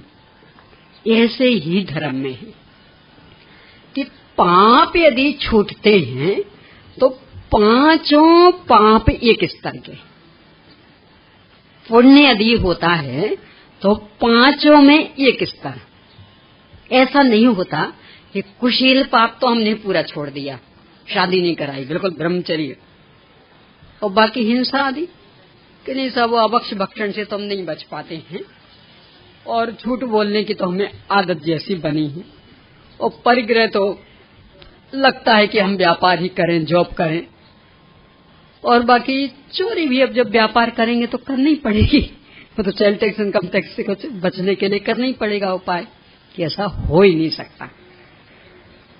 यानी कुशील पाप यदि पूरा छूटा तो बाकी 4 भी उस अनुपात में छूटेंगे ही छूटेंगे, और यदि नहीं छूटे हैं तो समझ लेना वो जैसे वो साड़ी दे दी थी ना किसी ने, तो क्या करें, 10,000 की साड़ी दिए तो साड़ी तो वही पहनेंगे, और रुमाल उसने दिया नहीं था तो रुमाल तो हमारा जो था हम वही लिए रहेंगे, तो रुमाल 2 रुपए का होगा और साड़ी 10,000 रुपए की, तो उससे धनी नहीं कहलाओगे। उससे तो आपके नाते रिश्तेदार जितने वो दी है वे होंगे धनी। तो ऐसे ही कुशील पाप से तो पूरी निवृत्ति, और बाकी 4 में कहीं कोई सीमा नहीं, तो इसका मतलब आप ब्रह्मचारी नहीं हैं, ये तो कोई मजबूरी रही होगी। क्योंकि यदि वास्तव में पापों से निवृत्ति हुई होती तो 5 पापों का एक संतुलन में त्याग हुआ होता, एक स्तर विशेष से त्याग हुआ होता। अब ऐसी राग द्वेष कि यदि वास्तव में राग टूटा होता तो वो सर्वांग टूटता, वो फिर अकेले बेटे बहू से नहीं, वो फिर पत्नी से भी, वो मकान से भी, वो शरीर से भी, वो दुनियादारी से भी, तो फिर दीक्षा आदि हो जाती, संयम आदि हो जाता। पर यदि किसी एक से टूटा है तो इसका मतलब वो टूटा नहीं है, वो द्वेष में बदल गया, वो रुंधी हुई कषाय हो गई। बैंसरी की भाषा में कहें तो रुंधी हुई कषाय हो गई कि क्या करें, अब सुनते हैं नहीं, मानते हैं नहीं, तो कहाँ तक माता खपाएं। तो अपन तो कह दिए हमें इनसे कोई लेना देना नहीं, तो वास्तव में लेना देना नहीं कि वो सुनते नहीं है, इसलिए तो ये तीव्र कषाय की निशानी है कि कषाय मिटने की। तो इसलिए अपना अंतर निरीक्षण करना भी सीखें, यानी कहीं वास्तव में हम ऐसे तो नहीं जी रहे कि जिसको हम मान रहे कि हमारा राग तो बिल्कुल टूट गया और जबकि वो रुंधी हुई कषाय हो गया हो। यानी अब सुनते ही नहीं, क्या करें, समझा समझा कि परेशान हो गए, मानते ही नहीं, तो इसलिए हम तो सब हमें इनसे कोई मतलब नहीं, और कदाचित मानने लगेंगे तो हमारे हैं, तो कहाँ छूटा राग। यानी राग छूटेगा तो सबसे छूटेगा उस स्तर का, बेटों से भी, बहुओं से भी, नाती से भी, पोतों से भी, पत्नी से भी, मकान से भी, दुकान से भी, समाज से भी, सबसे छूटेगा। तो या देश संयम में आ जाएंगे या सकल संयम में चले जाएंगे। और यदि ये सब नहीं हो रहा तो फिर अपना निरीक्षण भी अपन करना सीखें, जबरन इस भ्रम में रहकर कि हमें तो राग बिल्कुल नहीं, और ये सामाजिक जो मर्यादाएं हैं उनका उल्लंघन करने का प्रयास नहीं करें। ये सब बहुत है अपने अंदर, यानी यथार्थ निरीक्षण भी अपन नहीं कर पाते कि वास्तव में क्या। तो रमल साहब ने लिया 7वें अध्याय में बहुत गंभीरता से कि सब अनित्य अनित्य अनित्य, इसलिए हमें नहीं भोगना। तो वे लिखते ये अनुप्रेक्षा नहीं हुई, ये तो द्वेष हुआ है। यदि नित्य होता, मिल जाता तो भोग लेते, अब वो तो क्या करें, वो टिक नहीं रहा, तो इसलिए हमने भोगना छोड़ दिया। तो ये उदासीनता की निशानी नहीं है, ये तो भयाक्रांत दशा, और वहां से मुख मोड़ लिया जबरन। यदि उदासीनता होती तो अनुकूल से अनुकूल संयोग मिल जाने के बाद भी भोगने का भाव नहीं आता, ये स्थिति बनती उदासीनता में। तो इस दृष्टि से भी अंतर निरीक्षण करना अपन सीखें। व्यर्थ में ही मात्र उन दिनों को लेकर के सामाजिक मर्यादाओं को चैलेंज करने का, चुनौती देने का प्रयास नहीं करें। अब इसके बाद पातक वाला बिंदु, इस पर भी बहुत गंभीरता से विचार करना, क्योंकि आज के इस प्रदर्शन के वातावरण में इसमें बहुत विकृति आ गई। जिसके घर में वो केस हुआ है 4 पीढ़ी तक 12 दिन का, तो उनके तो पूरे ही 12 दिन का, कुटुंबियों में 4 पीढ़ी तक 12 दिन का, बाकी जो नाते रिश्तेदार हैं, पूरा पड़ोसी हैं, उनका सुनना जरा ध्यान से कि यदि उसकी मजल में गए हैं, शव यात्रा में गए हैं, लकड़ी आदि नहीं दी है, कंधा भी नहीं दिया, शव यात्रा में गए तो 24 घंटे का सूतक रहेगा। शव यात्रा में मात्र गए हो तो। और यदि कंधा दिया है, यानी वो ले जा रहे थे ना तो कंधा बदलते, यदि कंधा दिया है तो 3 दिन का सूतक। कंधा यदि दिया है तो 3 दिन का, इसलिए ज्यादा प्रदर्शन के चक्कर में उलझने की कोशिश नहीं करना। यानी कुछ अपने से लेना देना नहीं, नाते रिश्तेदार नहीं, पर चूंकि सबकी नजर में हम अच्छे दिखें तो अच्छे दिखने के चक्कर में उलझ जाते हैं और सूतक का वो पालन भी नहीं करते थे। यानी यदि कंधा दिया है, कुटुंबियों का नहीं, कुटुंबियों का तो वैसे ही 12 दिन का चलना, कुछ भी करें तो भी, पर बाकी जो गैर हैं, रिश्तेदार हैं, पूरा पड़ोसी हैं, मित्र हैं, कोई भी ऐसे लोग, कोई व्यापारिक संबंधी है, आखिर जाना तो सब नहीं पड़ता, कुछ भी संबंध जुड़ा हो तो जाना तो पड़ता ही। तो यदि ऐसे गए हो और कंधा देते हो तो 3 दिन का सूतक। और 3 दिन मतलब आजकल के 3 दिन नहीं, ये रास्ता निकालना उचित नहीं। आज तो सब है ना, आज जलाया, आज दाह संस्कार किया हो, कल तीसरा हो जाता है, और रक्षाचरण एक ही दिन बाद कर लेते ना। 3 दिन के पीछे बहुत बड़ा विज्ञान है। अग्नि कायिक जीवों की उत्कृष्ट आयु 3 दिन की होती है।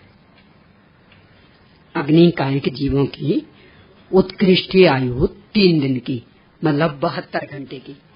तो वो पूरे 72 घंटे, ऐसे 3 दिन, ऐसे 3 दिन नहीं कि आज एक दिन हो गया, मान लो आज अभी दाह संस्कार हुआ तो आज एक दिन हो गया, कल दूसरा दिन और परसों रक्षाचरण, ऐसे 3 दिन नहीं, पूरे 72 घंटे। क्योंकि अमाप आग जली है, कितनी एक में कितनी वो कितने टन लकड़ी लगती, गैस से, इलेक्ट्रिक से, वो तो और ही ज्यादा महाहिंसा। क्योंकि इलेक्ट्रिक ही विश्व का सबसे अधिक हिंसक ईंधन। यानी इस इलेक्ट्रिक के सामने वो गोबर गैस भी फीकी है, वो भी बहुत हिंसक होती है, उसमें भी चलते फिरते आली, पर इलेक्ट्रिक के सामने वो भी फीकी। क्यों, कैसे, देखो इस पे भी चर्चा कर ले, क्योंकि इसका अपने को ज्यादा आकर्षण है ना, तो लगता ही नहीं कि ये कोई हिंसा। अरे सब इतनी बढ़िया बताई है इलेक्ट्रिक। क्यों है पता? आप एक बाल्टी भर पानी रखना बिना ढका, 7 दिन तक ऐसा रखा रहने देना बिना ढका, फिर देखना मजा, कितने जीव मरे होंगे। अब ये जो इलेक्ट्रिक के लिए बांध बांधे जाएंगे, अपने भारत का सबसे पुराना बांध भाखड़ा नंगल बांध, कितने वर्ष हो गए, शतक पूरा हो चुका, कभी ढका, ढक भी सकता, कब से बिना ढका पड़ा। अच्छा, पानी भी कभी उलीचा जाएगा, लिंक भी उसकी तोड़ी जाएगी, कितने जीव, 100 वर्ष से ऊपर होगा उस बांध को। और छोटी मोटी जगह पे नहीं, अपन ने तो उदाहरण एक बाल्टी का लिया था, वो तो कितने किलोमीटर तक फैला हुआ, इतने दूर तक का पानी, और 24 घंटे बिना ढका, और सब ऋतुओं में कितनी जीव राशि होगी। और इतना ही नहीं, जब वो बिजली बनती है ना, तो जो वो उनकी विंडो रहती है उसको खोल के उसमें से जो पानी निकल के यहाँ गिरता, क्या बोलते हैं वो,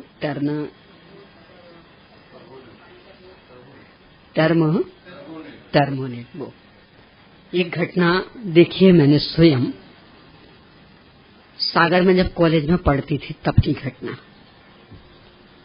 पिकनिक को निकल जाते थे तो वहां से उस समय वो 36 मील ही उसका नाम पड़ गया था, क्योंकि वो सागर से 36 मील पड़ता था। अब तो कोई दूसरा नाम पड़ गया उसका, क्या नाम मुझे भी याद नहीं, पर उस समय 36 मील था वो। यानी उस बांध का नाम भी 36 मील, और जो वो नगर बसा था उसका नाम भी 36 मील पड़ गया था। अब तो कोई अच्छा नाम रखा गया है।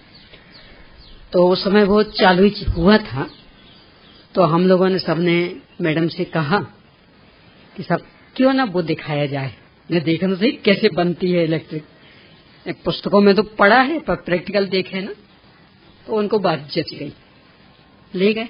सब कॉलेज की लड़कियां थी, छोटी मोटी तो थी नहीं। तो वहां पहुंच के वहां के जो मैनेजर आदि थे उनसे कहा कि हमारे कॉलेज की लड़कियां हैं और ये देखना चाहती कि बिजली कैसे बनती। तो उन्होंने भी हाँ कह दिया। अब वो चालू किया तो एक गेट खोला, पानी का एकदम तेज प्रवाह। अब वो कोई प्रसंग ऐसा बन गया कि वहां एक लाश फंसी थी मनुष्य की, अच्छा पूरा लंबा, वो पानी में पड़ा पड़ा और फूल गया। तो जैसे ही वो उसने गेट खोला और उसमें से वो लाश निकली पानी के साथ, उस पर गिरती हुई दिखी। इसके बाद जैसे वो क्या बोले थे टर्न, वो नाम ही में, तो उस पर घूमी, इतनी तेजी से घूमी कि इतनी बारीक होके पिस गई कि आगे बस वो पानी ऐसा दिखा कि जैसे वो मेंदा से मिला हुआ हो, बाकी उसका कुछ नहीं दिखा, यानी एक भी हड्डी आदि कुछ नहीं। ये बताते जाते कि जो माथे की हड्डियां रहती ना तो उनको अलग से तोड़ तोड़ करके करना पड़ता, यानी वो ऐसे जलती नहीं है। और उस मशीन में वो पिस गई मेंदे के जैसी, आंखों देखी घटना।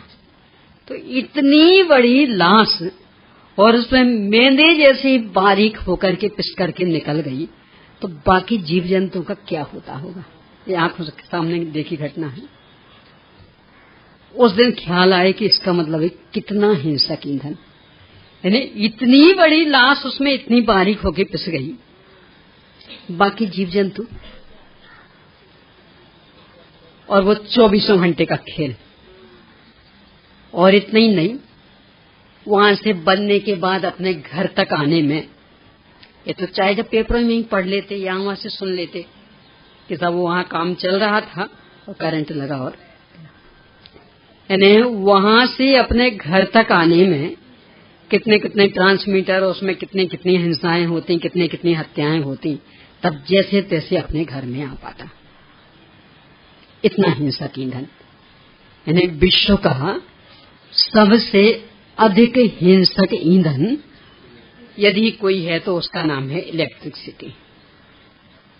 इसलिए उसका उपयोग करते समय अत्यंत सावधानी पूर्वक, जितने कम से कम में काम चल जाए, अत्यंत मजबूरी में, कि जैसे वहां चक्की तो रही नहीं, मजबूरी है, यानी कदाचित हाथ चक्की घर में रख भी लो तो उसके जो वो पेंच पुर्जे हैं, यानी ना तो टाकने वाले मिलते हैं, ना वो डंडा बनाने वाले मिलते, ना वो बीच का वो लकड़ी वो बनाने वाले मिलते। तो कोई रख भी लेबे, मेहनत करने को भी तैयार, तो वो सामान नहीं मिलना, तो क्या कर लेगा। वास्तव में मजबूरी, पर मजबूरी को मजबूरी तो समझना ना, जिससे बच सकते हैं उससे तो बचे। यानी चक्की आपके लिए मजबूरी हो सकती, पानी गर्म करना मजबूरी तो नहीं है, उसमें तो बल्कि बराबर ही खर्च, यानी आप गैस से गर्म करोगे तो भी उतना ही खर्च आना, और बिजली से गर्म करोगे तो वहां यूनिट का भी उतना ही खर्च आना, बल्कि और ज्यादा ही आता। तो काय को हम आप हिंसा, गैस से करोगे तो अलग से छान के गर्म कर लोगे, और बॉयलर में करोगे सीधा कनेक्शन देते हो। कहते हम बाद में जहां से पानी आता है ना वहां हमारी थैली बंधी रहती है, तो किसको छाना, गीजर से किसको छाना। तो इसलिए इन हिंसाओं से तो बचना ही बचना। तो यही वो दाह संस्कार में भी कि बहुत ही अशक्यता हो, शमशान घाट पर और कोई व्यवस्था ही नहीं हो तो मजबूरी है, पर यदि व्यवस्था है तो लकड़ी से ही जलाने का सोचना, इलेक्ट्रिसिटी के चक्कर में नहीं उलझना। अब बाकी वो व्यवस्था वो सरकार की, उसमें अपन कोई ज्यादा हस्तक्षेप नहीं कर सकते, क्योंकि सरकार जो व्यवस्था देगी वही तो अपनानी पड़ेगी ना। कदाचित अभी उसने अल्टरनेट भी रखा हो कि भाई इससे भी उससे भी, कालांतर में वो बिल्कुल एक ही कर दे। क्यों, सरकार की तो रीति नीति ऐसे ही हो रही, तो कालांतर में वो अल्टरनेट भी छीन लिया एक ही कि बस बिजली से ही जलेगा, तो वही अपनाना पड़ेगा, मजबूरी।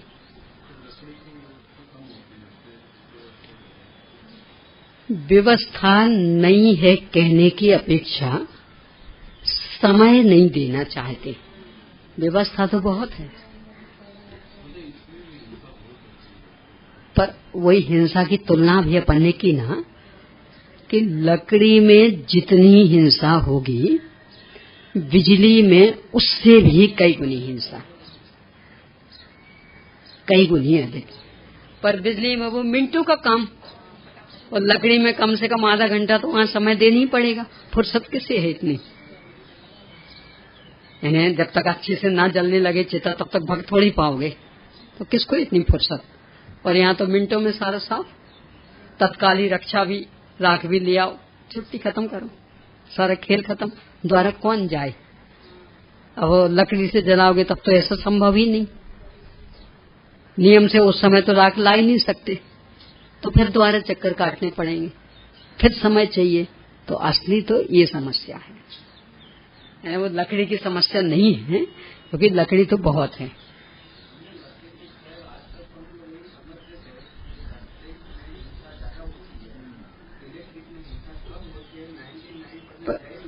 इसमें ये है कि वो इलेक्ट्रिक में आपकी बस मात्र उस समय की आप देख रहे, पर जब से बनी वो जहां से बनी वहां से वहां तक की आने की देखेंगे तो तब तो लगेगा कि लकड़ी में तो उसके सामने कुछ ही नहीं है।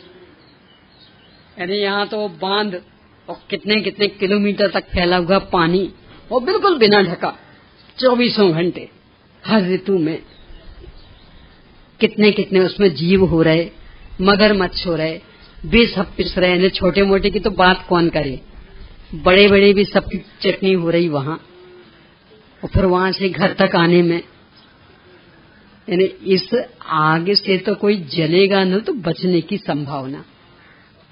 और इलेक्ट्रिक का करंट लगा तो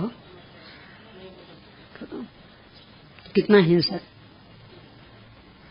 तो यदि तुलना करके देखेंगे तो लकड़ी वाली आग से इलेक्ट्रिक वाली आग में बहुत ज्यादा, कई गुनी अधिक हिंसा। चलिए, तो बीच में बात आ गई।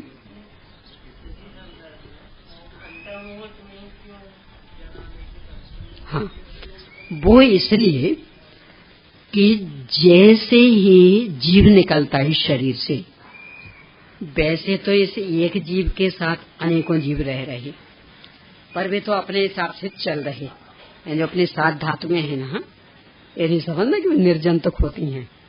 ये तो डॉक्टर लोग भी कहते हैं ना, इस मांस में इतने बैक्टीरिया, तो हड्डी में इतने, तो ये सब बताते ही हैं। तो इतने जीव तो चल ही रहे, तो वे तो हमेशा ही हैं। जैसे जीव निकलता तो एक मुहूर्त के बाद उन 7 धातुओं में प्रति समय असंख्यात इस अनुपात से जीव बढ़ते, समूर्छन जीव। जो पहले के थे वे तो हैं ही, और वो ये प्रति समय असंख्यात इस अनुपात से बढ़ते। तो जितना जितना विलंब करेंगे आप, उतने उतने एक एक समय के अनुसार असंख्यात असंख्यात अधिक, तो इतनी हिंसा होनी। तो यदि उससे बचना तो एक मुहूर्त के पहले पहले ही साफ कर दो, तो उन जीवों की सुरक्षा कम से कम हो जाएगी। हाँ, वे भी होते हैं, मतलब सभी प्रकार के, पर मनुष्य के शरीर में मनुष्य भी होते हैं, यानी संगी पंचेंद्री मनुष्य, लब्धि पर्याप्त भी। पर बड़ा आकार हो जाए तो अपने जैसा मनुष्य खड़ा हो जाए, पर आकार उनका बहुत छोटा होता है, पर है तो मनुष्य ना, तो ये भी होते। तो उनके हिंसा से बचने के लिए उपाय है कि एक मुहूर्त के अंदर अंदर ही सारा खेल खत्म करें।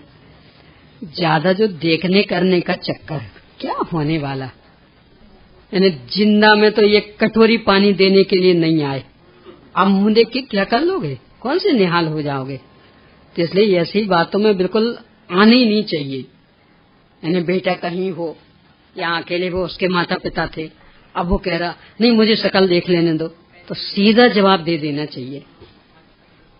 जब आवश्यकता थी तब तो आए नहीं कि ये सब छुट्टी नहीं मिल रही, फुर्सत नहीं है हमें, तो अब क्या मतलब। तो तुम्हारे पीछे हम असंख्य जीवों की हिंसा का पाप क्यों ला दे, जब बाकी हमने सब किया है तो ये अंत क्रिया भी हम कर देंगे, तुम बैठो अपने घर में।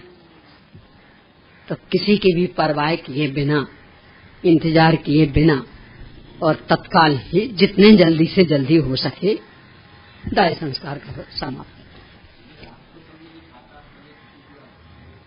हाँ, इसमें भी ये है कि विवेक तो हर स्थिति में चाहिए।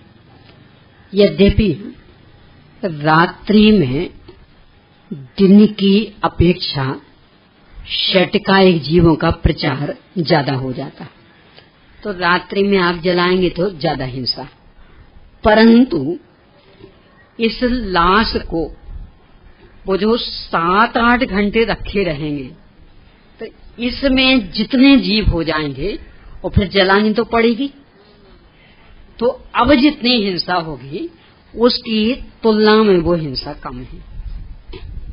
इसलिए लगभग 10, 10:15, 10:30 तक भी, यानी जब तक ले जाने वाले आपको मिल जाएं, क्योंकि वो शमशान का वातावरण रहता, भूत प्रेत वाला भी वातावरण रहता है, तो लोग बाग रात्रि में जाने में डरते भी हैं।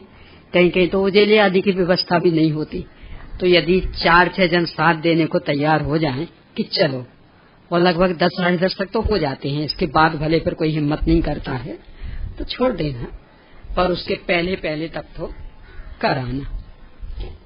और कदाचित नहीं साथ दिया तो सुबह होते होते जितने जल्दी से जल्दी हो सके तो उतने जल्दी से जल्दी करना। वैसे 10, 10:30 तक लगभग साथ मिल जाता तो कराते हैं पूरा।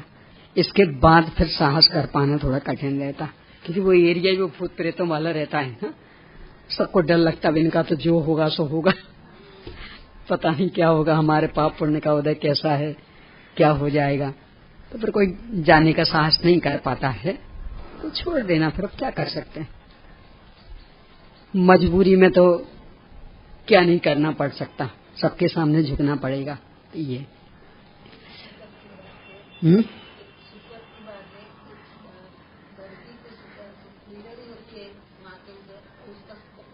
लगता, पर 10 दिन का नहीं लगता, उसका मात्र 1 दिन का लगेगा। हाँ, इसका ही तो बता रही हूँ मैं, 1 दिन का लगेगा। हाँ, यानी यदि बेटे के हुआ तब तो 10 दिन का, और बेटी के हुआ तो 1 दिन का, 24 घंटे का लगता।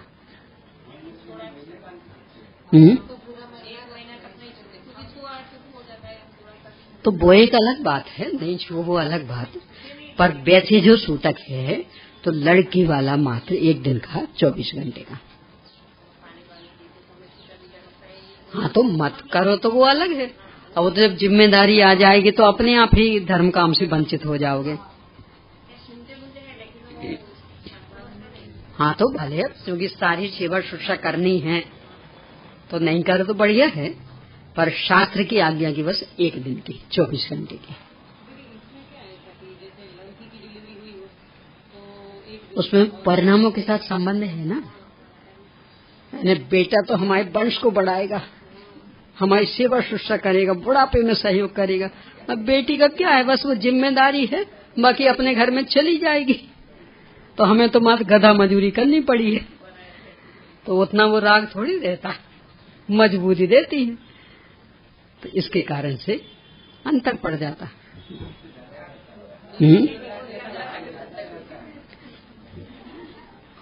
वो स्वार्थवश, बाकी वास्तव में नहीं है, क्योंकि यदि वास्तव में होता ना तो मान लो एक है बेटा और एक है बेटी, तो संपत्ति किसको ज्यादा देंगे? आप कह रहे ना बेटी से राग ज्यादा, तो संपत्ति ज्यादा किसको देंगे?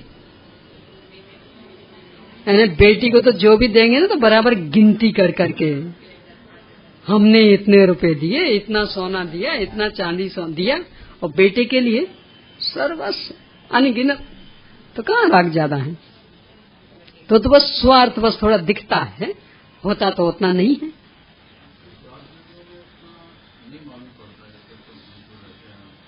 कैसा? फिर से बोलिए। हाँ हाँ हाँ हाँ।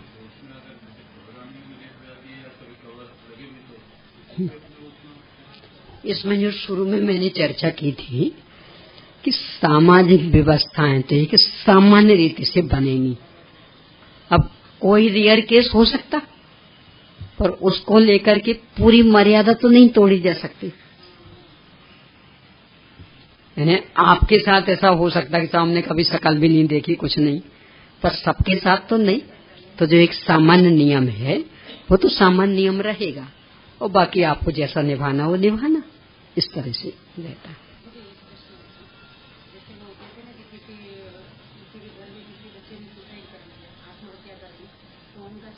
हाँ हाँ, तो बस छूने का निषेध है, सुनने का तो नहीं। हाँ, और उसके पीछे भी कारण कि सुसाइड करने में उस समय कषाय की तीव्रता चाहिए, और नियम से कोई परिस्थिति बनी, और परिस्थिति वो एक क्षण में नहीं बनती। यानी वो लक्षण किसी न किसी रूप में पहले से दिखने लगते, ये व्यक्ति अब नहीं रहेगा घर में।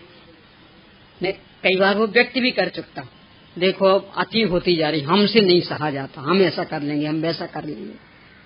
आपने उस समय सांत्वना क्यों नहीं दी, क्यों नहीं संभाला उसने? इसका मतलब आपका भी योगदान रहा।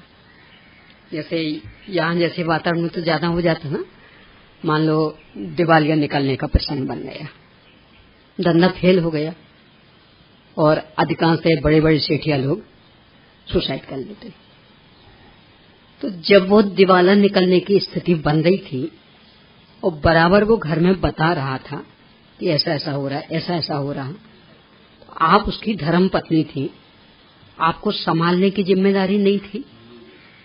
फिर क्या हुआ, अपन खर्चे कम कर, क्यों ज्यादा प्रदर्शन में उलझना? लो हमारे पास इतना सोना है, जीवर है, आप उसको बेच के निपटा सो। इतना बड़ा अपना मकान है, बंगला है, आप उसको बेच दो, अपन छोटे से कहीं भी किराए से लेकर के रहेंगे। नहीं कर सकते थे? यानी बाकी जो भी चल संपत्ति थी उसके आधार से वो आ सकता था कि नहीं बैलेंस में, क्यों नहीं किया आपने? यानी उल्टा तो उसको नहीं, ये करो वो करो, कैसे भी करके ये हो जाएगा वो हो जाएगा।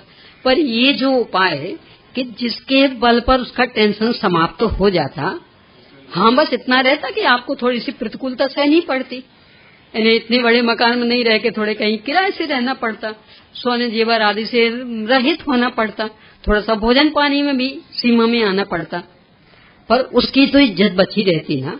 क्यों नहीं अपनाया आपने वो मार्ग?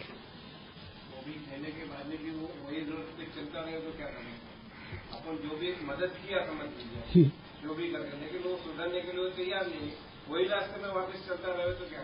देखो इसमें ऐसा है, व्यक्ति किसी परिस्थिति वश ही आत्महत्या करता, अन्यथा तो प्राण सबको प्यारे हैं।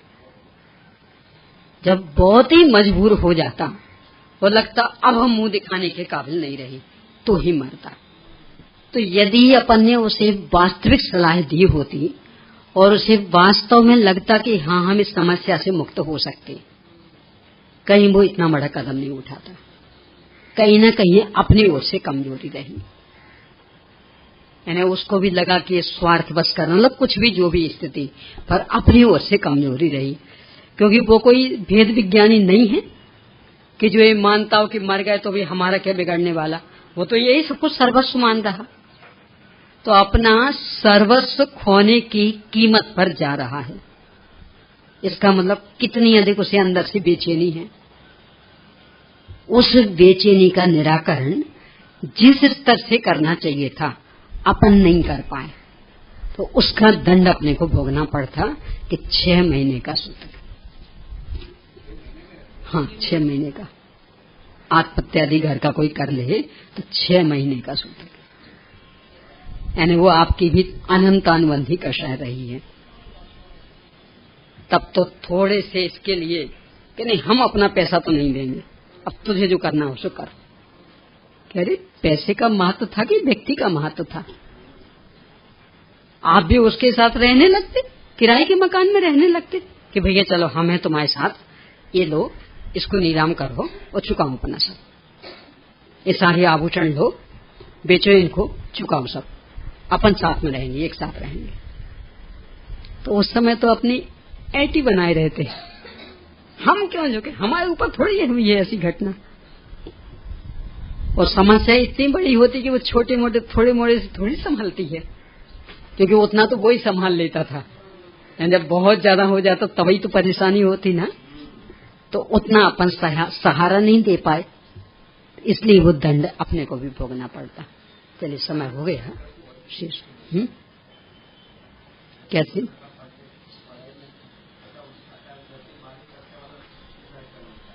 हाँ, तो उसमें भी कि पहले से जो आपने महत्वाकांक्षाएं जगा दी, बेटा बोर्ड है, आगे तुम्हें मेडिकल में जाना है, इतनी % लानी ही पड़ेगी, तो अब उसको लगता अब हम माँ को क्या मुंह दिखाएंगे, तो पहले से समझा दे बेटा चिंता की बात नहीं, क्या करना ज्यादा बढ़ चढ़ करके, तुम तो बस मन लगा के पढ़ाई करो और जितने आ जाएंगे हमें खुशी है। तो पहले से ही आपने वो महत्वाकांक्षाएं बहुत बढ़ा दी ना, और डराया धमकाया भी बहुत। बेटा यदि इससे कम आए तो ध्यान रखना, हमें मुंह नहीं दिखाना, हम तेरा मुंह नहीं देख सकते। तो अब वो उसके अंदर बैठ जाता, इस कारण सुसाइड करता। यदि वो महत्वाकांक्षाएं इतनी नहीं जगाई होती, इस तरह से उसको भयाक्रांत नहीं किया होता, और एक सिद्धांत, कर्म सिद्धांत बताया होता कि बेटा अकेली मेहनत पे थोड़ी सब कुछ निर्भर है, आखिर भाग्य भी तो कुछ है ना, क्यों ज्यादा हाय हाय करना, ठीक है मेहनत करो, बाकी जो हो जाएगा हमें स्वीकार। तो इस तरह से शुरू से संस्कार दिए होते तो क्यों इतना वो टेंशन में आता। अब आप ही भड़काते रहे, मुझे शकल नहीं दिखाने, यदि इससे कम लाए तो ठीक है, आपको शकल नहीं दिखाएंगे, जाते हैं हम। तो इसका परिणाम है, तो उसमें अपनी गलती, तो इसलिए अपने को 6 महीने का सूतक लगेगा। यानी गहराई से विचार करके देखेंगे तो जहां भी कोई सुसाइड का प्रसंग बनता, उसमें बाकी सबका योगदान है, नहीं संभाल पाए भी उसको, तो इसलिए उनको भी दंड भोगना पड़ता। हो गया सर?